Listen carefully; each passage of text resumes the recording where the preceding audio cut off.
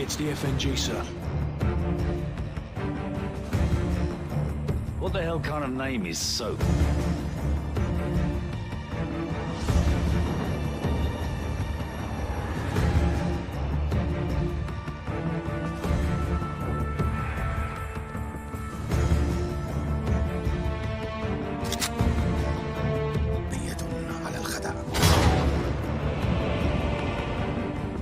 Nikolai's in hell right now. We're gonna walk him out. We take care of our friends.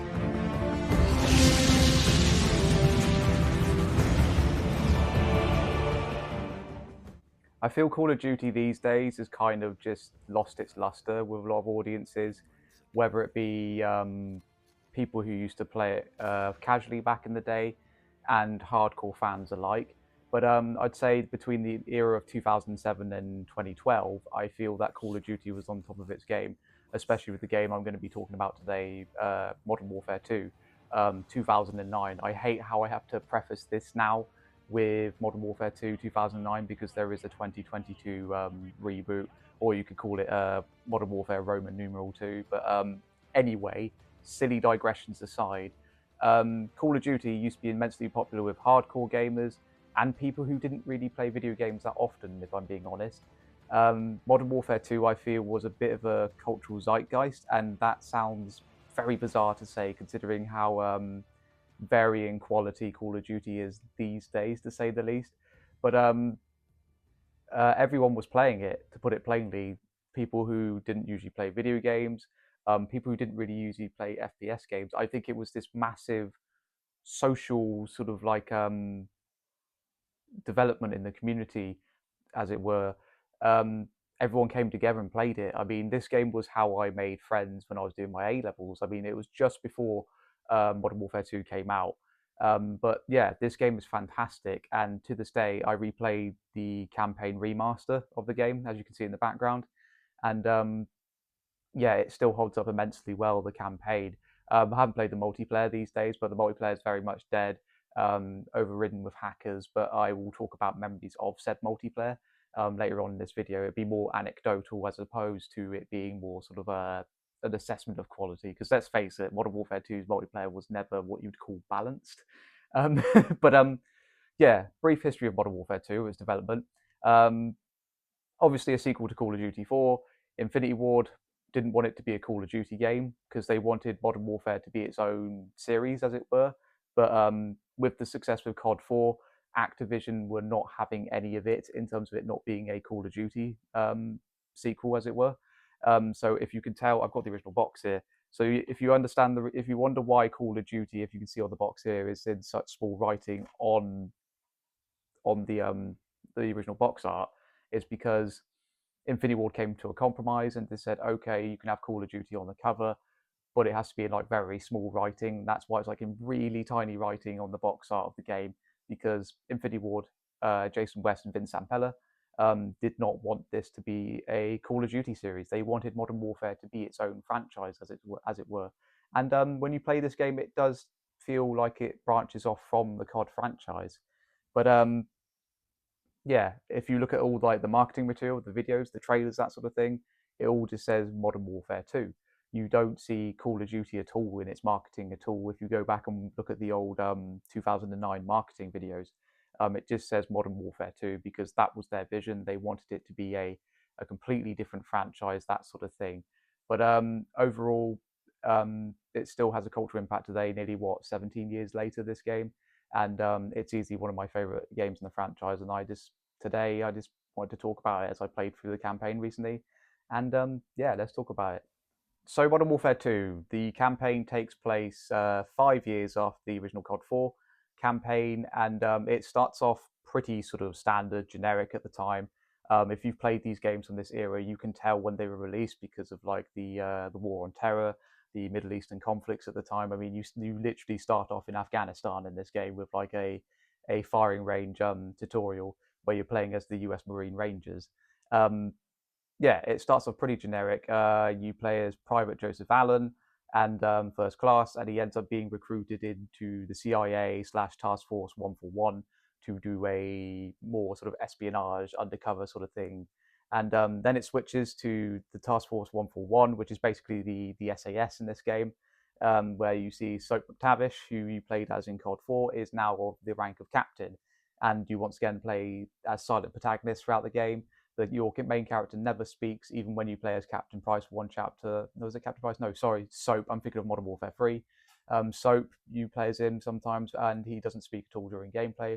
But again, with the gameplay factor of this, with your protagonist not speaking, takes very much elements from Half-Life. A lot of shooters did from this point. Like it was still Half-Life was still very much in the minds of FPS developers back in that period, because it doesn't want you to break. It doesn't want to break your immersion during gameplay sections in when you're shooting things or just exploring the environments, because most of the dialogue and story is delivered through your teammates through exposition dumps in the cutscenes at the end or the start or the end of missions, that sort of thing.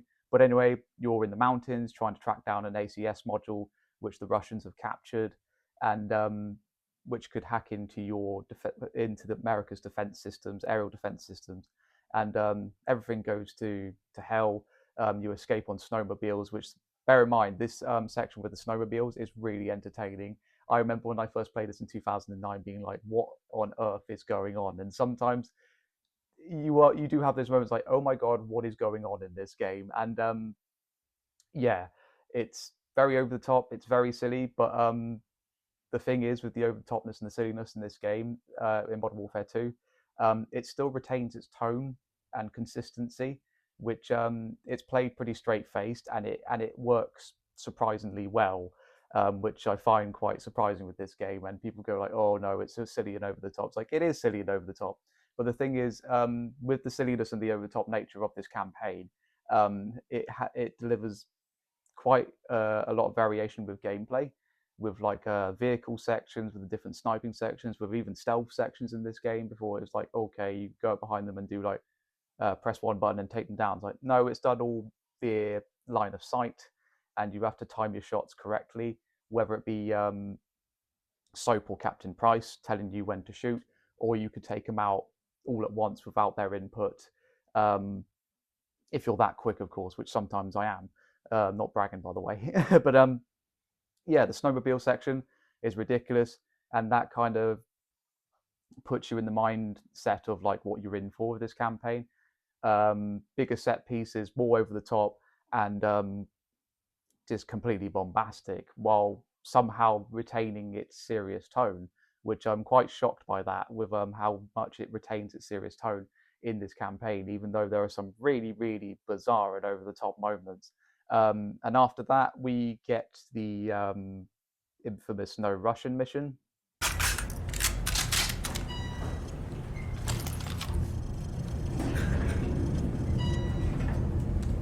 С нами Бог. Remember, no Russian.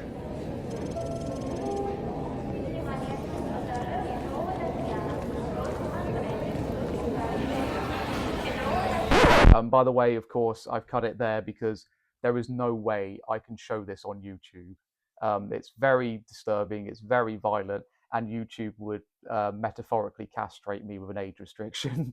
But I cannot show it. If you're very curious, just Google it, YouTube it. There's probably an uncut version on YouTube somewhere. Play it for yourself, of course. I mean, you can pick up a copy of this game for pennies these days on 360 and PS3. That's the main thing. I'm surprised they left it in this remaster, because this remaster was released in 2020, I believe, and it's still a shocking moment in the game. Like, you see people just staggering everywhere, being gunned down with no hesitation by these terrorists, and it's very unflinching. I mean, at the time when this mission came out, Activision, Infinity Ward, they got a lot of flack by mainstream media. I mean, I remember it being on BBC News back in the day in 2009, which I was quite surprised, because they don't often cover video game stuff, but it was such a loud controversy across the world that it was covered by everyone. And it's just like, well, it is rated an 18 for a reason, this game. But I remember it being quite shocking, like, okay, this game's rated an 18. It was the first Call of Duty game in the UK to be given like an 18 age-rated certificate, and I thought, okay, maybe it's just a bit more bloody. Maybe there's gore and that sort of thing, like from World at War. But it's because it's quite heavy with subject matter, and with the No Russian mission, it's like, yeah, okay, it deserves that 18 certificate because it's not done for like, oh, just for laughs, that and then equipped or anything like that. It's played with a straight face and very serious. And the reason why this attack happens in the mission is to trigger a global conflict, because you are playing as Private Allen in the CIA undercover with these Russian operatives, and he knows who you are, Vladimir Makarov, the main villain. He kills you, and the Russian police find your body at the airport, and that's what triggers a global conflict. Sounds silly on paper because it is very silly, because there'll be more to it than that, because a global conflict wouldn't be triggered that quickly. But then it triggers a global conflict where the Russians invade the United States, which again, absurd, but given today's climate, I don't know, it could happen. But we'll get into the next half of the narrative. The next half of this campaign takes you to like a wide variety of locations. Um, First off, you're in the invasion of the United States from the Russians, and when you see it, it's quite like, whoa, they did all this. Like even on the original hardware, on the 360 in 2009, where you see like paratroopers coming in, all the background details, it's still quite impressive even to this day, like nearly 20 years later, where you see all the stuff going on in the background with the conflict, where you see them on like trapped on rooftops, that sort of thing. And it's quite terrifying in a way, but you know in your mind like this wouldn't happen in today's world, even though it probably could happen, given the way things are these days. But yeah, it's good. And then you're in Brazil with the Task Force 141, which again, you are just fighting people with guns, but there are a variety of militia trained operatives, that sort of thing. When you're in Brazil, they fight like gang criminals, as you would expect them to. They don't use particularly tactical tactics as you would expect military personnel to do, but they swarm you with great numbers with the favela gangs that you fight in these sections. It's quite hard too, the favela sections too, because there's an emphasis of verticality with the gameplay in Modern Warfare 2. I remember that was one of their sort of selling points with this game, was the emphasis of verticality, because speaking specifically about the multiplayer at the moment in this bit, lots of modern Call of Duty games have very generic 3-lane maps with their multiplayer, whereas in the older games, with Modern Warfare 2 specifically, the level design was emphasized with verticality, so you have to look down, right, left, diagonally, everywhere, basically. And that was good because, especially in this section of the campaign, it keeps you on your toes, because you're not just like looking forward shooting at generic bad guys. They are flanking you, they are on the rooftop, they're in windows, they pop out of windows, by the way, shutter windows, and they go pop out and they'll gun you down if you're not immediately, if you're not too careful. They'll have sniper rifles, they'll have rocket launchers. It's very intense, especially the first favela section battleground that you're in, because you've got civilians swarming around. If you shoot too many, it's game over. Civilians getting in your way, so you have to be more precise with your shots, even though your secondary weapon at this point is a shotgun. But yeah, it can be very overwhelming, and you can be swarmed by the enemy, and having to time your shots in that first initial part of the civilians. It's tense, and there is a lot of civilians running around in this game that you have to kind of like in the first half, where you have to be careful, like a real operative in real life. And it adds a level of immersion to this campaign where you feel like a military operative going through the motions of these missions. And yeah, the favela missions are really good. Over the top, verticality. You have to go across rooftops. As I said, you're ambushed quite often in these levels, and I did this on normal, by the way, and I died a few times in the first favela mission because of where they're positioned on the roof and all that, and they'll sometimes come up behind you, and it's just nuts. And after that, you trudge further and further towards Russia, where you take out oil rigs. A highlight being when you have to rescue Captain Price in the Gulag, which is really good, really intense, where you're first sniping enemies from a helicopter, and then you land, and then you go in the depths of the Gulag, and you rescue Captain Price, where you have this awesome section where you're going through the showers, fighting through enemies with ballistic shields, that sort of thing. And that bit's hard too, because they're surrounding you from the upper floors. You've got the men with the riot shields coming at you, where you have to time your flashbangs and cook your grenades so they explode behind them. And it just most Call of Duty campaigns these days don't add a layer of gameplay like that now. They're all just like, oh, here's a campaign, generic shootout after generic shootout with a somewhat competent story, not counting Black Ops 7 now. But back in the day with Call of Duty campaigns, they used to add like decent gameplay variety for the player and not insult the player with the gameplay variety either. They would leave it to their own devices. They wouldn't be like, okay, let's go shoot these guys. It's like, okay, here's a new enemy. How are you going to tackle it? We're going to give you some equipment to use within the level, but sometimes it is just better to use the equipment that provided you at the start of the level. But yeah, that's what's missing from a lot of modern Call of Duty campaigns. The Gulag mission, fantastic when you go through it, and then after that, you're hunting down Makarov, and spoiler alert, I suppose, for a 20-odd-year-old game, General Shepard betrays you at the end of one of the levels. Roger, hit them hard on that hill. Make sure they're down. Come on! Roger, I'm on Get it. up! Coming around, heading Get up! 250. I'm almost there! Roger, I got him lined up. Gold Eagle's on the ground. Watch for snipers on thermal. Over.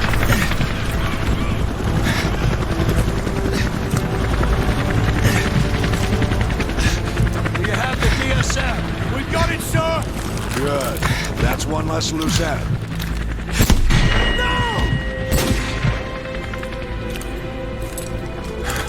Which it's quite a sort of a surprising moment the first time it happens to you.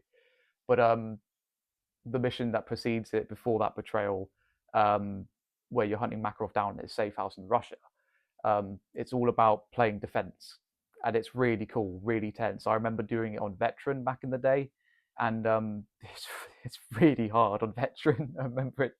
I remember doing my nut in, doing it on Veteran in 2010. I think I did the Modern Warfare 2 campaign originally on Veteran, and what it helps make it so good is that you have all the equipment that you need there, but it's how you use the equipment in the different rooms, because the enemies, they surround the safe house that you're trying to defend while it downloads on dial-up speed DSM internet. But but you get claymores, you get machine guns, heavy machine guns to use. You have to use your claymores quite carefully in this level too, because they will come from all sides of the house. Sniper rifles, there's a massive armory in this house too, which is really cool. And it just makes you feel really good when you get it right the first time without dying. And I think I died once because someone came in and managed to whack me in the back of the head with their gun. But second time, breezed through it, because obviously I've played this game more times than I'd care to admit. But yeah, and then after that, you're hunting down General Shepard, and which ends in a really, really, really nuts boat chase scene, which again is like the snowmobile scene, but on a boat, and it's really fun, over the top. You're firing one-handed and little Uzi at everything, which by the way, when you're firing your gun on the vehicles, it does the aiming for you.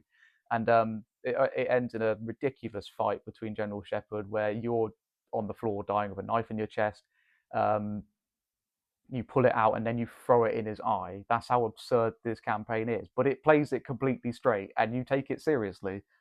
That's the thing, you take it completely seriously, because the voice cast is well performed, the script is well done, and the variety of missions is excellent in this campaign. And you have got Lance Henriksen that plays General Shepard, which, if you don't know who he is, he was in Terminator. He plays Bishop Weyland in the Alien franchise. And you've got Billy Murray playing Captain Price, not Bill Murray, Billy Murray. For those in the UK, you're probably quite familiar with him. More familiar, you probably know him as Johnny Allen from EastEnders from back in the day, if you're a bit older. But yeah, and even Kevin McKidd, who plays Soap McTavish, is brilliant. He's not really known in the voice acting circle, but if you play GTA Vice City, he plays the lead singer of Love Fist. And yeah, just overall, this campaign is brilliant, and it still holds up nearly 20 years later. And yeah, let's get into some memories of the multiplayer, shall we? Because obviously, this is a campaign remaster. I didn't play the multiplayer, and the multiplayer these days is pretty dead and filled with hackers. But yeah, let's talk about some multiplayer memories, shall we? I don't think people quite understand how significant the multiplayer was in this game. I mean, this was during a period where social media wasn't really a thing. I mean, social media existed, but it wasn't quite this sort of echo chamber of white noise as it is now. And the way we used to exchange sort of like gamer tags and that sort of thing was by talking to people in real life. I know it's quite a shocking thing to do now, but this is how I made friends when I was doing my A levels at sixth form. Is we were playing games like Call of Duty Modern Warfare 2, we were playing Halo 3, Halo Reach for the year after, and I think the reason why this was fondly remembered, as much as people think it's like rose-tinted glasses, was because it very much was a much more social experience compared to modern COD games. If you play a modern COD game now, no one talks in public lobbies anymore. Whereas in Modern Warfare 2, it was actually encouraged to talk in public lobbies. Sorry, and in fact, in a lot of game modes, you had to talk in public lobbies. You weren't allowed to be in Xbox Live parties. I mean, some of the stuff you would hear in the lobbies back in the day would not fly today. I mean, I'm not kidding.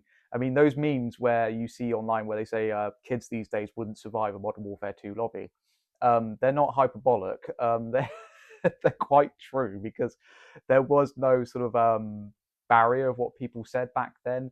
And I'm not one of those people like, oh, it was better back in those days. I mean, because people didn't really have a filter, and sometimes that wasn't a good thing.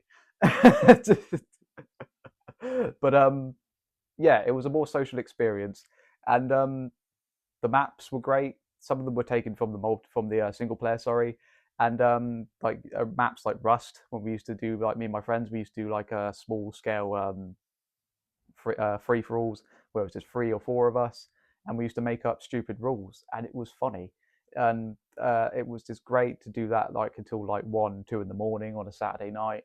And the game modes were great. You had a laundry list of game modes. There were loads of them. I mean, they brought in like third person mode in this game, like third person team tactical, which was fun. This was before they brought in things like gun game, that sort of thing. But overall, the multiplayer modes were great. Demolition was a new one, which was a personal favorite of mine. It was like search and destroy, but you could respawn. I remember playing search and destroy quite a bit in this game as well. The weapons were great. The weapons were overpowered, all of them basically, but you did have some crappy ones too. One of them being the WA-2000, but the ACR being a personal favorite, because basically it was a laser beam. There was no recoil on the gun, and just overall they improved a lot of things like the perk system, where they added in the pro perk, whereas where you use said perk quite a lot, it would turn into the pro perk. So you get like Scavenger Pro, which you would spawn in with full ammunition and equipment, that sort of thing.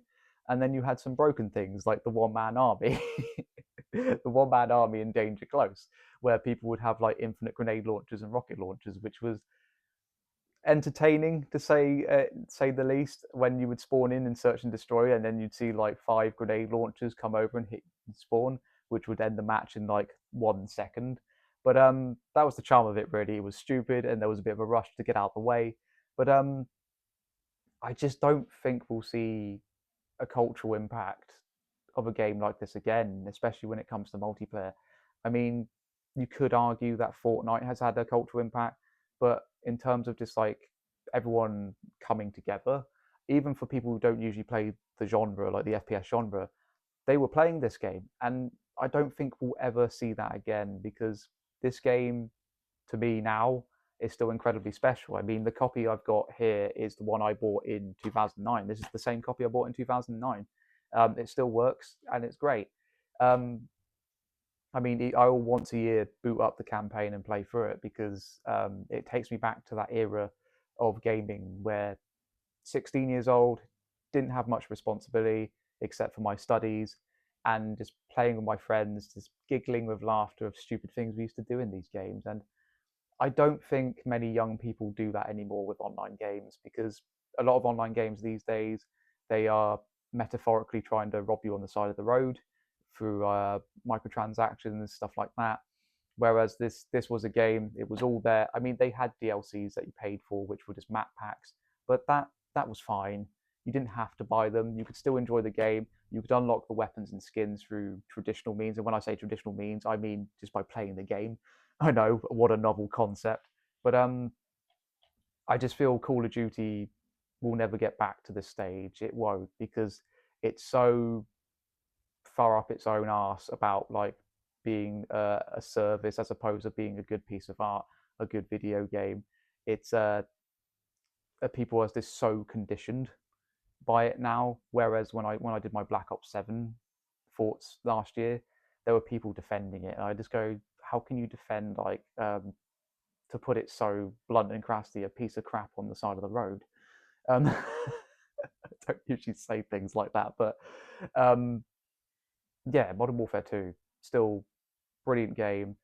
I know this is probably a shorter video than I usually do, but still a brilliant game. Have many great memories with it, and I wish Activision could get back to this sort of state of Call of Duty. Maybe they need to put this series on hiatus for a good number of years and let the developers do other projects, and maybe one day we could get back to the stage of the golden era of the franchise and have memories like in 2009 again. This is probably coming across as old man yelling at the sky as nostalgia good and new bad, but I genuinely think that the older Call of Duty games are better than the new ones, and I think I'm not alone in that opinion. And yeah, that's the end of my video. Hope you all are well. If you like my stuff, like it, subscribe if you want to, and I'll see you all later.